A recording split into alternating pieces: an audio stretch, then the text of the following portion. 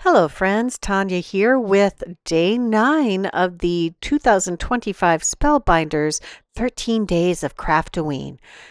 Here is our folder for day 9. Let's open that up and see what we have. Oh, he's an adorable trick-or-treating little monster. Oh my gosh. Well, let's put him together. Here we have his main body, and I'm going to back the eye hole with some white cardstock to make it a little easier to put his eye together. You could use the drop out die, cut it twice, and use white for that, but I find backing it works very well. We have his teeth that will slide in the slit that is cut in the paper to create his teeth. I'm just going to clean that up a little bit with my pokey tool. I'm using my reverse tweezers here to help me get my fingers where I need to. Oh, my little piece of white cardstock for his eye was getting in the way, so I trimmed that off.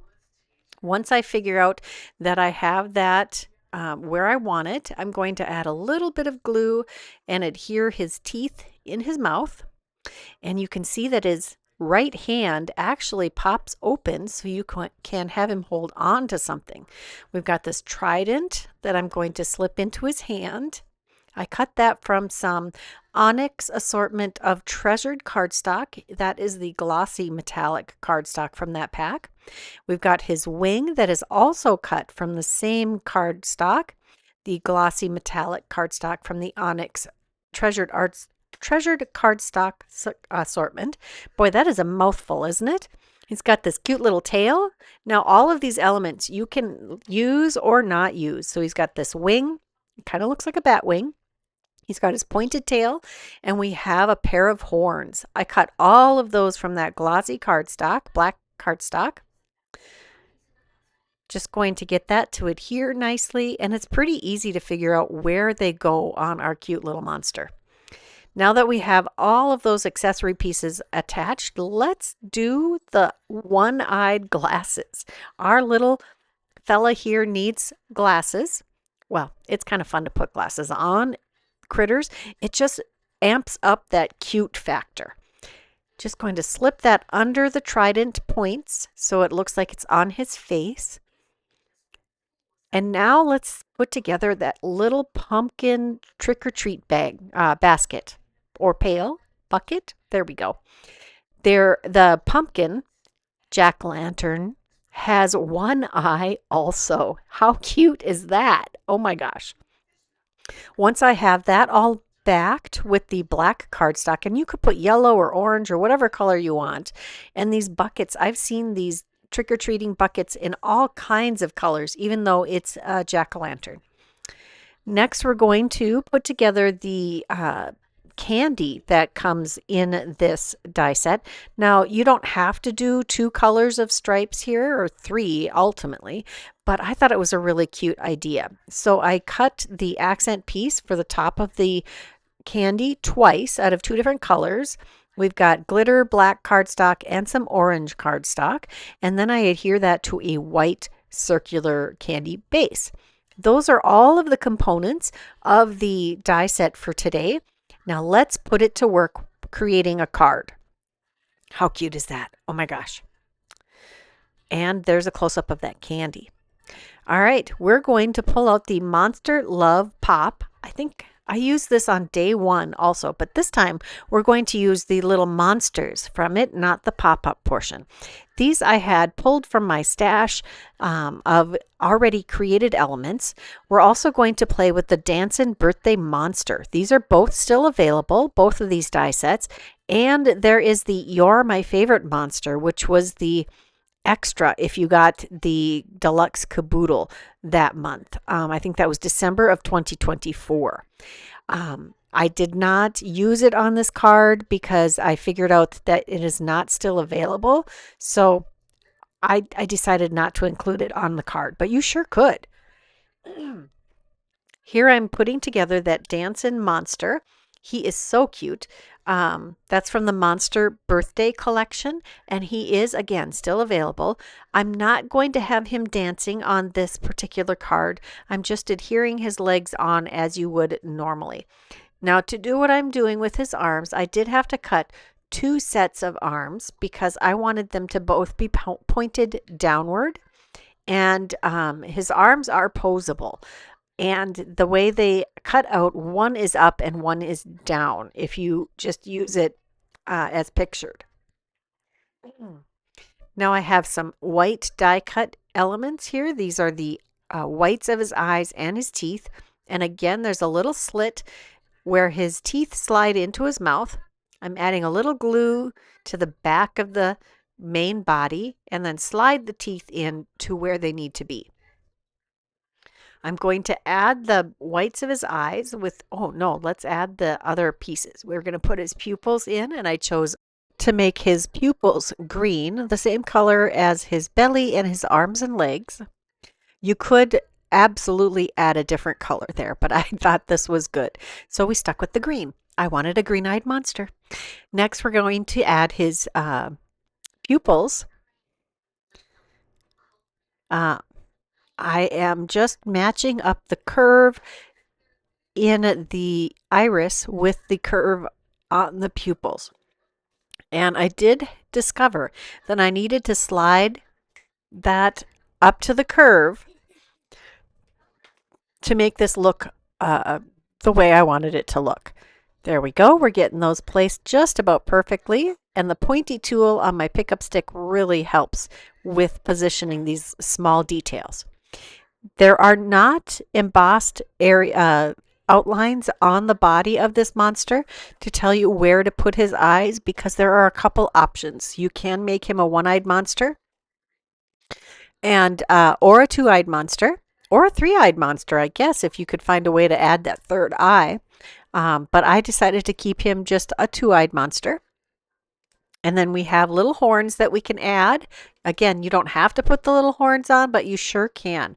I die cut these from the brush metallic cardstock from the Onyx assortment of treasured cardstock. And whoops, I did not give them enough time to dry. Let's flip that little horn back over, add the glue again. And this time, let it sit long enough to get that glue to adhere nicely. There is our cute little monster. And we're going to, oh, there's that little, oh, he reminds me of the, what was he called? Slimer on Ghostbusters. That's what he reminds me of. I'm going to add some extra cardstock layers behind our little blue monster. And I've adhered his treat bucket to his other hand. I just want there to be a little extra strength and dimension behind this fella because he's going to stand out a little further than his other buddies on the card front. We're going to do a smaller card this time, and we're only going to use 3 of our little monsters on the front. I am going to take a piece of black cardstock that is 3 by 6 inches, and I use my anti-static powder tool and some clear embossing ink to stamp the word Happy Halloween from the stamp set that comes in the 13 days of Craftoween. I'm going to use 2 or 3 stampings of the clear embossing ink, and then I'm pulling out my alabaster white embossing powder to do our sentiment. This is my favorite white embossing powder, and this can go horribly wrong if you don't treat your cardstock with the anti-static powder tool, because unlike clear embossing powder, the white will show speckles all over the place. So now that I have added the embossing powder, tapped off the excess, I am heating it with my heat tool until it is nice and raised and shiny. Next, I'm going to take some hickory smoke Distress Oxide, and we're going to ink blend this on our cardstock to create a custom colored cardstock. I often will do that with the Distress Oxides because it gives me the colors I want. And it matches with my stamping and other things. Next, we're going to use this Simon Hurley embossing folder that embosses and cuts. Now, when I first used the emboss and cut folders, I thought you had to emboss and then go back later and die cut. No, you can put that die in the embossing folder and it will emboss and cut at the same time. Now, this was designed to work in the Scout, and look at that, those gorgeous, this is even a 3D embossing folder, gorgeous 3D embossed stars. Now I'm going to use the coordinating stencils for the layered Starry Nights embossing folder. And we're going to pull in the Cloud 9, Lisa Horton Cloud 9 metallic inks. These are the interference ones because they show two different colors depending on what color cardstock you're using. This is the Night Sky, and I'm using layer 1 of the stencil, and ultimately all of the stars are going to be inked using these stencils, and it slips right over the top of the embossing. And because it is a raised image that you're putting this stencil over, it just popped right onto the area that I wanted it to be on. On to layer number 2, and you're going to watch me just pop that right on. And I'm using Altenew sticky mat here.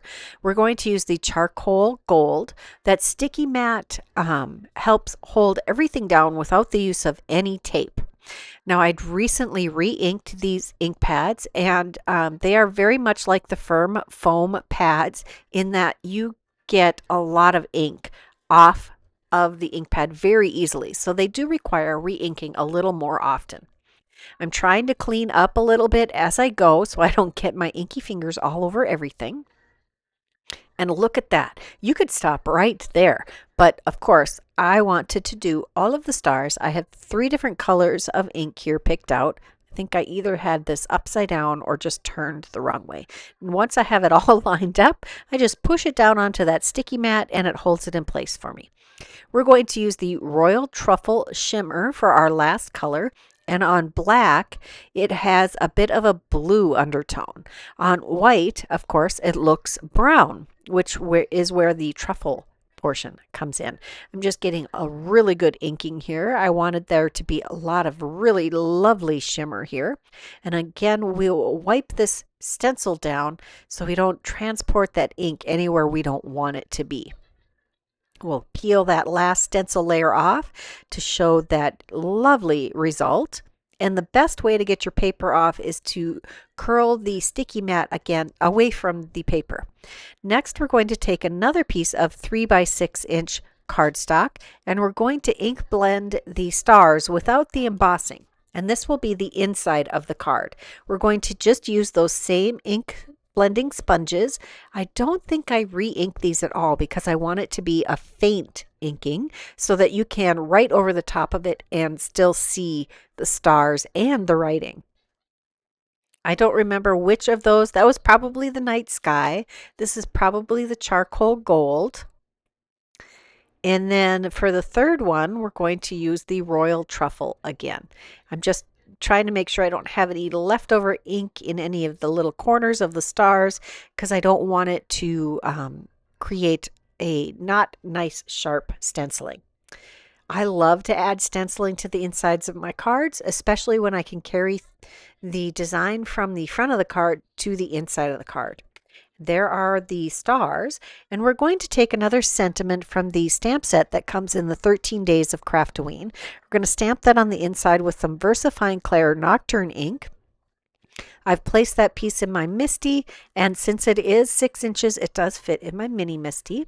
We're going to stamp the Monstrously Fun Wishes 2 or 3 times to get the most bold, beautiful black stamping. I love VersaFine Clair for the crispness of its stamping.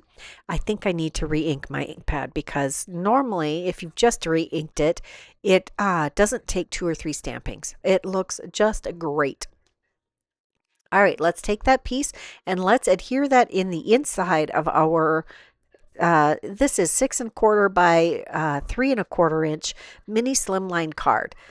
We're going to adhere that to the inside, and then we're going to start assembling the front of the card. I did add some extra cardstock to the back of this star embossed and stenciled piece. We'll add that to the Happy Halloween black cardstock piece. Just going to add some extra cardstock behind that and add some glue before we adhere that to the front of the card.